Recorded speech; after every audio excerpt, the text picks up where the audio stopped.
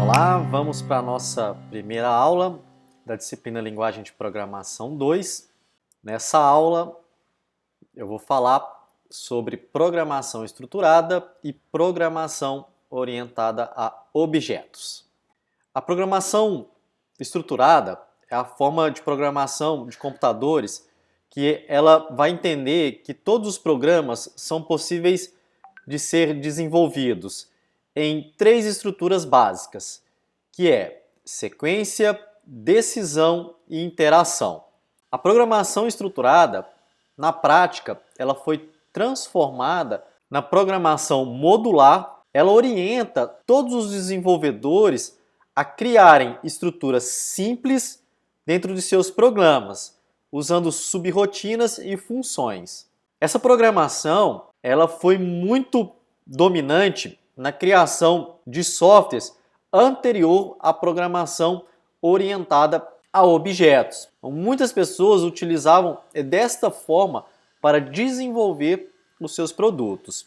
Essa estrutura ela é muito influente porque você consegue aprender de forma muito fácil a desenvolver programas simples. Porém, ao utilizar essa programação estruturada para desenvolver programas complexos, ela se torna um pouco mais difícil de ser utilizadas. Então, o ideal para que utilizem essa programação é que façam programas simples de serem desenvolvidos. A programação estruturada, ela defende um pensamento de uma programação mais voltada ao pensamento de uma máquina. Então, como eu falei anteriormente, ela vai ser muito eficiente para que você possa desenvolver problemas simples e diretos. E quais são as vantagens que você tem em utilizar esse tipo de programação?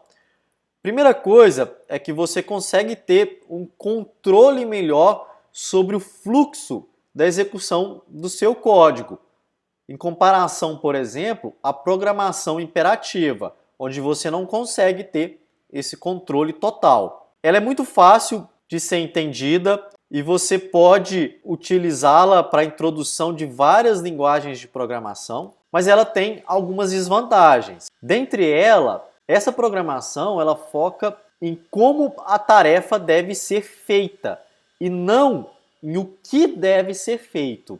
E à medida que você utiliza essa programação e desenvolve programas um pouco mais complexos, o seu código começa a ficar um pouco confuso de ser entendido. Então, muitas das vezes, outras pessoas que pegam o seu código não conseguem entender aquilo que você desenvolveu, aquilo que você fez. Qual que é a estrutura da programação estruturada? Ela é bastante simples. Ela utiliza estruturas de sequência, que você realiza uma tarefa após a outra. Então, aqui você vai fazer uma tarefa, depois executa outra tarefa e assim por diante. Então, por exemplo, a sequência 2 ela só vai ser executada ao término da sequência 1 e assim por diante. Você não consegue realizar várias coisas ao mesmo tempo utilizando essa programação estruturada. Ela também tem estruturas de decisão, que a partir de um teste lógico, você vai ser direcionado para um determinado trecho de código, ou não. Então aqui, por exemplo, a gente tem uma sequência, vai cair numa decisão.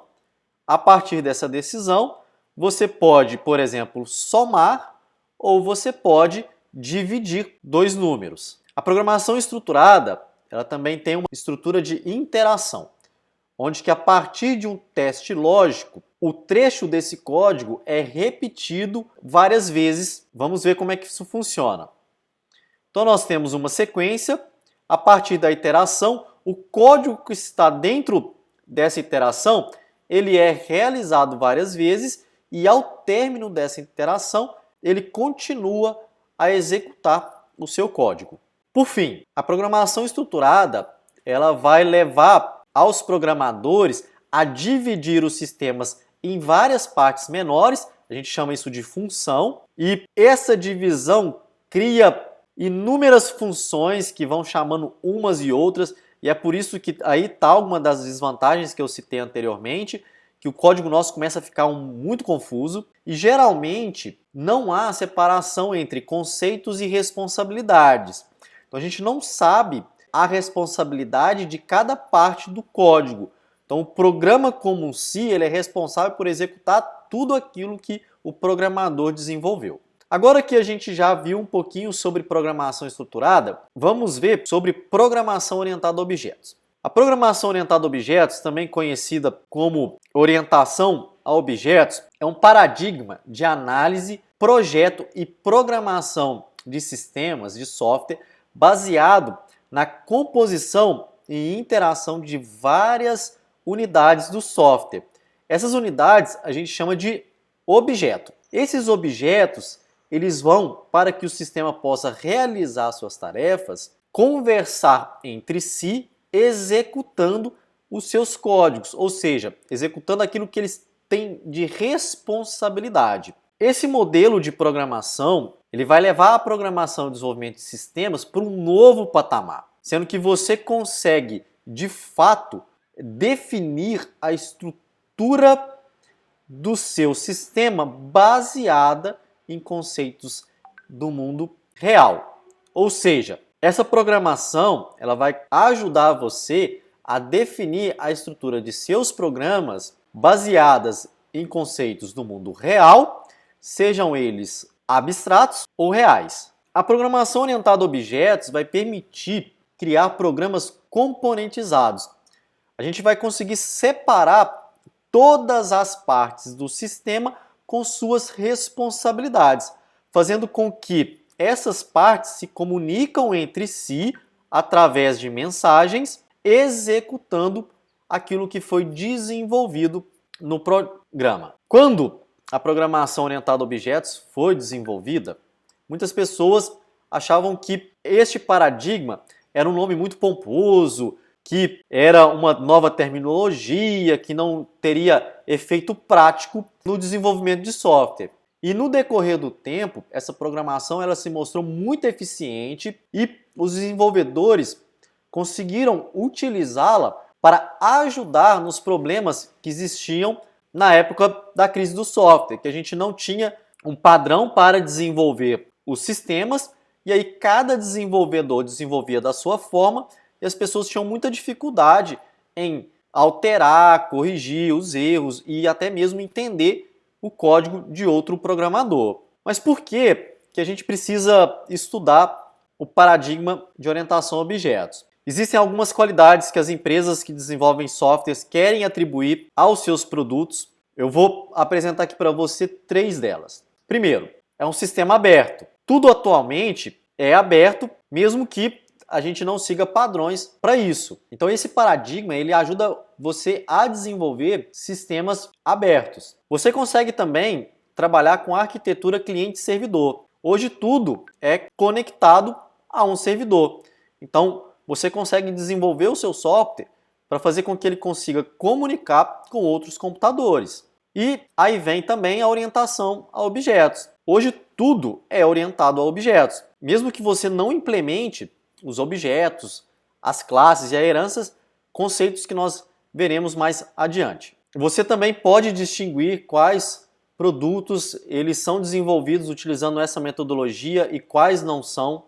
E por fim, a orientação a objetos, ela não é uma modinha. Você vai ter várias empresas que você vai ver que utilizam esse conceito para desenvolver os seus softwares. E hoje você encontra até banco de dados orientados a objetos. Então, a gente vê que é uma programação utilizada aí por várias pessoas, por várias empresas e que vale a pena você estudar e aprofundar nesse paradigma. Algumas questões relacionadas aos novos sistemas que hoje são colocados dentro do mercado. Nós temos várias características dessas aplicações. Uma delas é o tamanho e a complexidade. Hoje, a gente vê cada vez mais sistemas com uma quantidade enorme de código-fonte.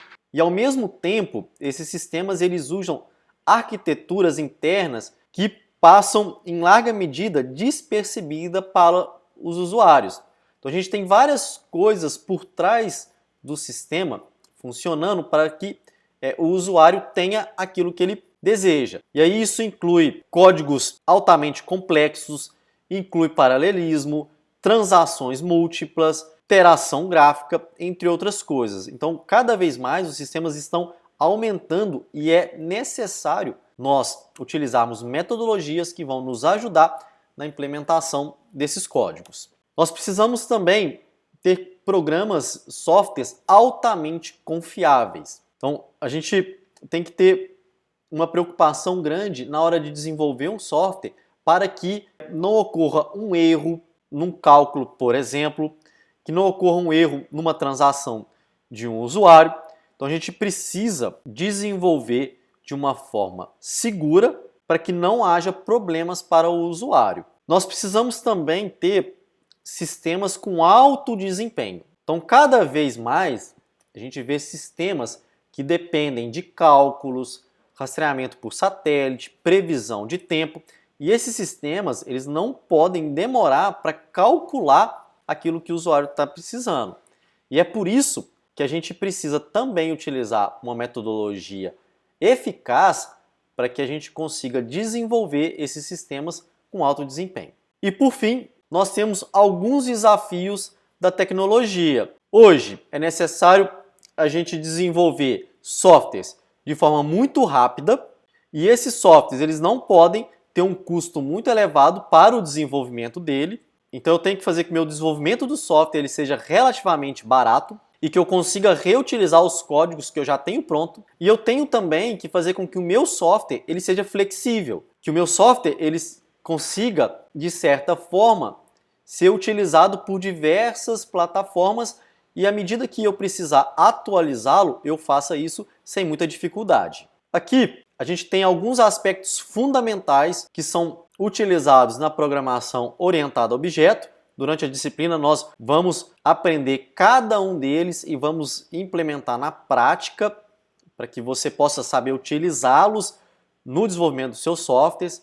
Então nós temos a abstração de dados, os objetos, classes, as mensagens, herança, polimorfismo e interface. Aqui eu coloco só para vocês um quadro demonstrativo comparando as diferenças entre a programação orientada a objetos com a programação tradicional. A gente pode ver que na programação orientada a objetos nós temos dados em funções em uma única entidade. Na programação estruturada nós temos os dados e as funções em entidades separadas. A gente consegue lidar um pouquinho melhor com a complexidade. Já na programação estruturada é mais difícil a gente trabalhar com sistemas complexos, então é mais fácil eu trabalhar com sistemas fáceis aqui de serem desenvolvidos. Na orientação a objeto, você tem uma capacidade melhor de manutenção dos seus sistemas e de fazer com que o seu sistema cresça à medida que vai necessitando de mais funções.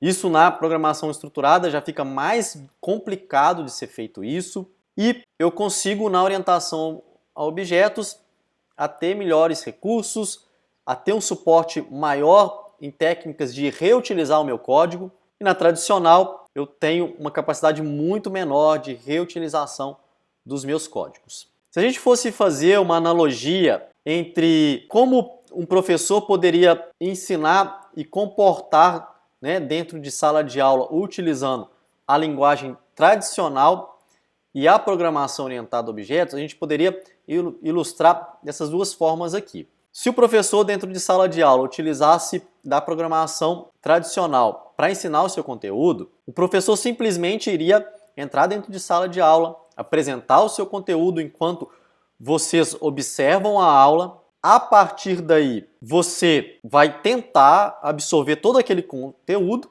O professor, para saber se você conseguiu aprender ou não, vai aplicar uma prova e você vai fazer aquela prova. E aí o professor não te dá nenhum retorno e não te deixa interagir nos momentos de apresentação dos conteúdos. Na programação orientada a objetos, se o professor fosse utilizar essa metodologia para suas aulas, todas essas atividades que eu apresentei anteriormente seria tudo de forma muito dinâmica. Então, na medida em que o professor ele te apresenta os conteúdos, você vai fazer uma pergunta, o professor vai avaliar naquele momento ali, seja através de um exercício, seja através até da própria discussão colocada dentro de sala de aula se você, aluno, está aprendendo todo o conteúdo. Então a gente vê que é uma forma mais dinâmica. Você não precisa esperar o professor passar todo o conteúdo para que você possa ser avaliado, para que você possa entender aquele conteúdo. Então é uma discussão, um compartilhamento entre conteúdos. E quais são as vantagens de utilizar a orientação a objeto? Primeiro, você vai fazer com que as suas atividades de programação e manutenção do sistema seja de forma mais rápida. Você vai conseguir desenvolver e fazer a manutenção do seu sistema de forma muito mais rápida. Ela tem um caráter de unificar todas as etapas. Então você não precisa esperar uma etapa ser feita para passar para outra. Você pode fazer isso tudo ao mesmo tempo, por exemplo. E isso utilizando uma única abordagem. Além de você poder reutilizar o seu código, você tem uma escalabilidade de aplicações, você pode, à medida que o tempo for passando, desenvolvendo mais módulos do seu sistema. A mantenabilidade, você consegue manter o seu código, corrigindo falhas, alterando o seu código de forma mais fácil, além de você ter uma apropriação de uma metodologia mais eficaz. Para terminar a nossa aula, eu vou propor para vocês aqui um probleminha de lógica, que é o carros nos estacionamentos. Então a gente tem aqui no estacionamento 5 carros, eles estão parados no estacionamento, um do lado do outro. Algumas regras para que você possa solucionar esse problema lógico. Nós temos 5 carros de modelos diferentes, cada carro é de uma pessoa diferente, então uma pessoa não pode ter 2 carros, ou um carro não pode ser de 2 pessoas diferentes. Os carros eles são de cores diferentes, eles têm placas diferentes e tipos de montadora diferentes. Aqui eu vou colocar algumas dicas para que você possa identificar o dono de cada carro, a cor de cada carro, a montadora de cada carro, a placa, o ano e o tipo. Então tentem fazer esse teste de lógica. Se vocês quiserem, vocês podem fazer no site do Racha Cuca. Ele está lá no site, vou colocar o link aí para vocês. Espero que você tenha gostado. Um abraço e até a próxima aula.